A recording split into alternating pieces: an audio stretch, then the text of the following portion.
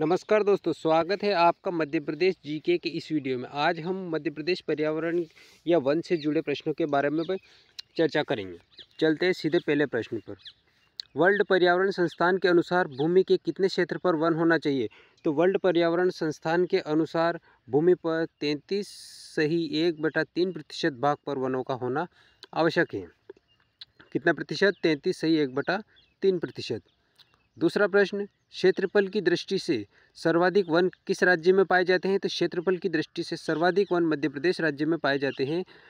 मध्य प्रदेश राज्य की कुल क्षेत्रफल का कितने प्रतिशत क्षेत्र वनाच्छादित है?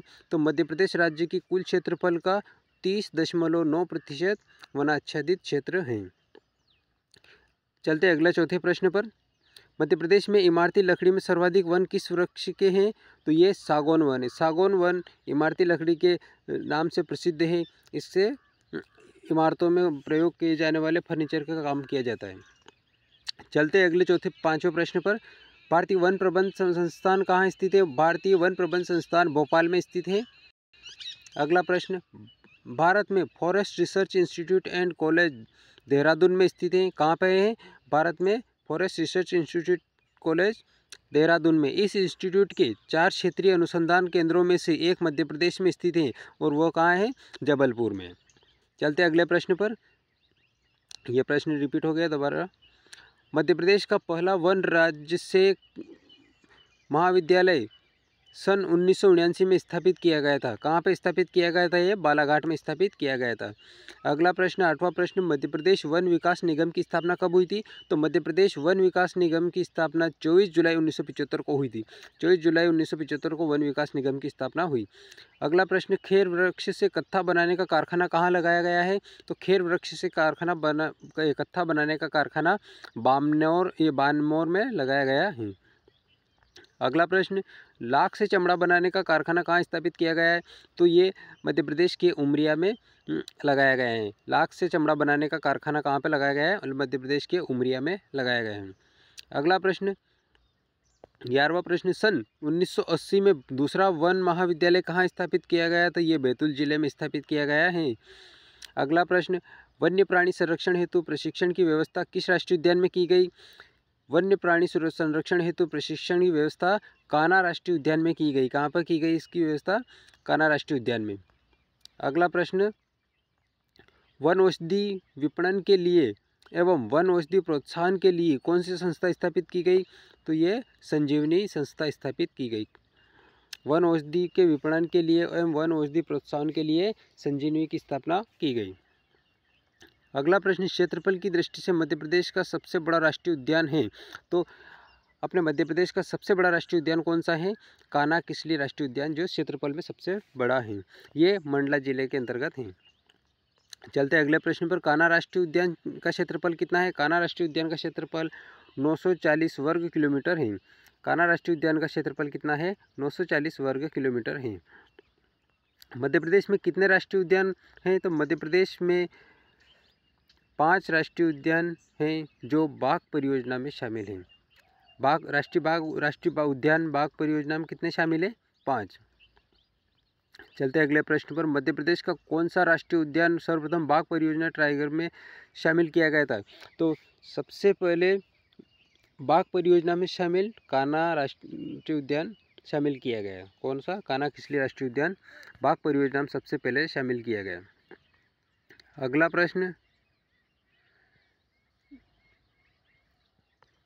मध्य प्रदेश का एकमात्र जीवाश्म राष्ट्रीय उद्यान अब किस जिले में है? तो मध्य प्रदेश का एकमात्र जीवाश्म राष्ट्रीय उद्यान अब डिंडोरी जिले के शाहपुर में है। कहाँ पे है जीवाश्म राष्ट्रीय उद्यान? डिंडोरी में है। मोगली लैंड कहाँ बनाया जा रहा है? तो ये पेंच राष्ट्रीय उद्यान में बनाया जा रहा है। मोगली लैंड कहाँ बनाया जा रहा है? पेंच राष्ट्रीय उद्यान में बनाया जा रहा है।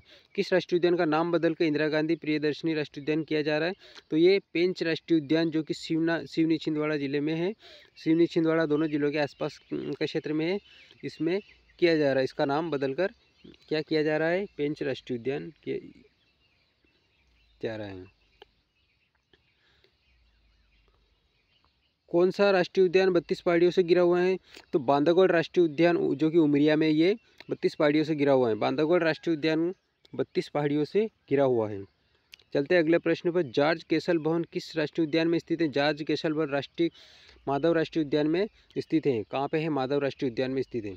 विश्व में बाघ परियोजना के जनक माने जाते हैं तो गैनीमेड फोर्ड को बाघ परियोजना के जनक माने जाते हैं। विश्व में बाघ परियोजना के जनक गैनीमेड फोर्ड। और भारत में बाघ परियोजना के जनक कौन है? कैलाश साकलिया।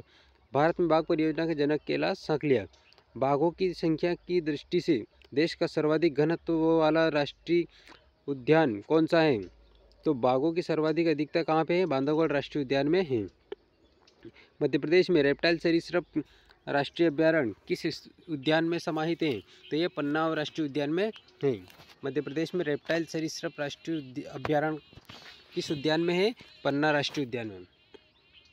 मध्य प्रदेश में सबसे छोटा अभ्यारण्य कौन सा है? रालामंडल है। मध्य प्रदेश का सबसे छोटा राष्ट्रीय उद्यान रालामंडल है।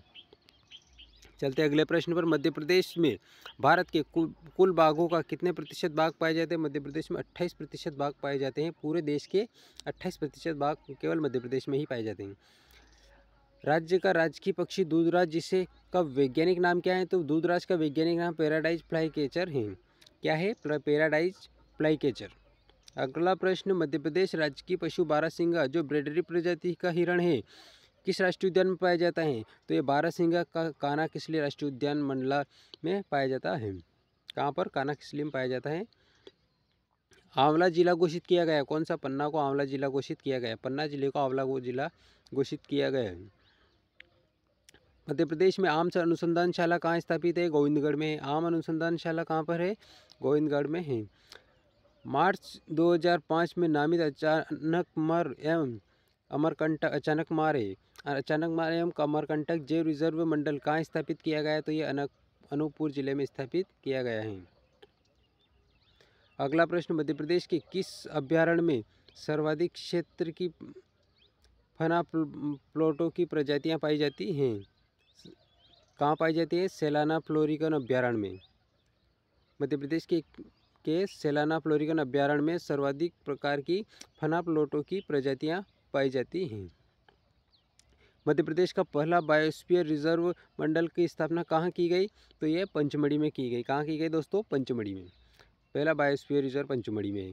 किस अभ्यारण्य में गिर राष्ट्रीय उद्यान से शेर बब्बर शेर लाए जाने का प्रस्ताव है? तो ये कुल्लू पालनपुर में लाए जाने का प्रस्ताव है। मध्य प्रदेश में वनों में सर्वाधिक पाया जाने वाला वन्य जीव कौन सा है? चीतल। चीतल मध्य प्रदेश में पाए जाने वाले सर्वाधिक वनों में सर्वाधिक पाया जाने वाला चीतल है वन्य जीव। मध्य प्रदेश की नई वन नीति लागू कब हुई? 4 अप्रैल 2005 को मध्य प्रदेश की वो नई वन नीति लागू हुई थी। अगला प्रश्न। मध्य प्रदेश का राजकीय वृक्ष है तो ये कौन सा है? मध्य प्रदेश का राजकीय वृक्ष बरगद का पेड़ है। अगला प्रश्न। मध्य प्रदेश में पंचवन योजना कब लागू की गई? तो ये 1976 में मध्य प्रदेश में पंचवन योजना लागू की गई। कब की गई? 1976 में। अगला प्रश्न। ये प्रश्न दोबारा रिपीट हो गया। अमेरिका की नेशनल पार्क सर्विस के सहयोग से पार्क इंडस्ट्रीज योजना किस राष्ट्रीय उद्यान में प्रारंभ की गई? तो कहाँ की गई है? कान्हा राष्ट्रीय उद्यान में।